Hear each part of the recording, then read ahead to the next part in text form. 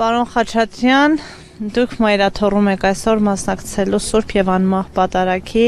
զուգահեռ իրականությամբ Հովանավանքում էլի պատարագ է մատուցվում կարգալույց քահանայի կողմից, որին մասնակցելու հորդորն ու կոչը հնչում է հենց իշխանական վերնախավից։ Երկու տարբեր իրականություններում ենք ապրում ու որ իրականությունն է ավելի հաղթելու հետագայում, դեպի որը պիտի գնա հայ ժողովուրդը։ Նախ այն ինչ որ կատարվում է Հովանավանքում, ես չէի կոչի պատարագ, հերետիկոսություն է։ Իսկ իրականությունները միշտ էլ իրարից հարություն աստիճանով տարբերվում է։ Կա դրախտ, կա դժոխք։ Իսկ մենք որ այստեղ ենք եւ հավատացյալ ժողովուրդն այստեղ է, նշանակում է մարդիկ իրենց հստակ ոչ թե քաղաքական, այլ հավատամքի, հավատի դիրքորոշումն են հայտնում։ Բազմաթիվ փորձեր են եղել կեղծ աթոռներ ստեղծել, կեղծ ուսմունքներ ստեղծել, բայց մայրաթոռը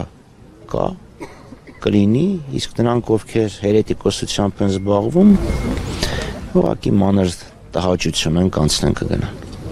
Պարոն Խաչատրյան, Նիկոլ Փաշինյանը հայտարարել է, որ հաջորդը արդեն լինելու է մայրաթոռում, այսինքն այդ իր արշավը ինքը պատրաստվում է հասցնել մինչև մայրաթոռ ու դեռ ամիսներ առաջ էր խոստացել, որ Էջմիածնի հրապարակից ինքը գալու է եւ Վեհարանը ազատելու է վեհից։ Չարքից ամեն ինչ սպասել է, պետք է ուղղակի դա կանխել, թույլ չտալ։ Ու հնարավոր կլինի սա այն փուլը, որ ժողովուրդը ուղղակի ոտքի կկանգնի պաշտպանելու եկեղեցին։ Դե մի փորձ արեցին, հիշում եք, հունիսի մի քիչ ավելի հունիսի 30, ամեն դեպքում նույն օրվա մասին ենք խոսում։ Այո, եւ տեսանք, որ ինքնաբուխ մարդիկ եկան, հավաքվեցին եւ դրա համար իրանք իրենց գրոհի ենթադրում եմ մշակված ծրագիրը հետաձգեցին, բայց կփորձի իհարկե մեծ ինչև տեսնի, որ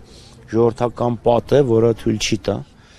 որ մեր ինքնության սյուներից ամենակարևորներից մեկը պղծվի։ Խաչատրյան, բայց հիմա այսպես կողքից կծելով է սենց ասած գնում, սկզբից երկու սրբազանի, հետո արագածոտնի թեմը, միգուցե սա է նոր տակտիկա է։ Կամանց, այսպես։ Գիտեք, մեծ տեսության մեջ չմտնելու համար, այո, կա երկու մոտեցում հակառակորդի վրա գրոհելու, իսկ ինքը մայրաթոռը համարում է հակառակորդ։ Առաջինը ֆրոնտալ հարվածն է, երկրորդ եթե այդքան ուժ չունես, կողքից սկսում ես կծմծել, բայց արդեն հասկանալի է, եթե 3 թեմի առաջնորդներ մեկը արդեն դատապարտված, երկուսը կալանավորված, պարզ է, որ արդեն ինքը գնալու է ճակատային գրոհի։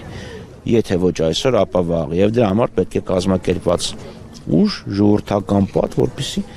արգելի Փաշինյանի հզորությունը վարչական ապարատն է, իրավապահ համակարգն է։ Վերջապես մենք բոլորս էլ տեսանք, չէ, ովքեր էին Հովանավանքում հավաքված նախորդ անգամ։ Պարոն Խաչատրյան, Փաշինյանի, այսպես ասած, ունեցածի մասին տեղեկացել ենք արդեն 7-ից ավելի տարիներ, իսկ ընդդիմությունը, ընդդիմադիր շրջանակներն ունեն կարողություն վերցնելու այս հարվածն իրենց վրա, բեռը, որպեսզի թույլ չտան, որ եկեղեցին այսպես միայնակ մնա։ Հասկանալի է այս խոսույթը, այս այցերը, այս ուղերձները ամեն դեպքում ես նկատի ունեմ պայքարի ավելի լայն այսպես շրջանակի մասին։ Գիտեք, այս 7 տարին ինչքան հարված կա ընդդիմությունն է իր վրա վերցնում։ Հիմա տեսեք մերնից քանիսի վրա քրեական վարչական գործեր կան։ Ազգային ժողովում հարվածները մեր վրա են գալիս։ Իրենց կողմից կառավարվող մեդիայում հարվածները մեր վրա են գալիս։ Ազգային ժողովի ամեն մի րոպեն երևի մի տարով կյանքը նվազեցնում է։ Այս փուլում եկեղեցուն առնչվող Եվ մենք կանգնած ենք եկեղեցու կողքին, կանգնած ենք հայ ժողովրդի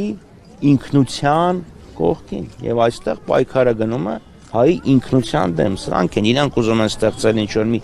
ամորֆ մսագունդ, մենք ասում ենք հայ ունի իր գենետիկ կոդը, իր ավանդույթները, իր սրբությունները, դա պետք է պահպանել։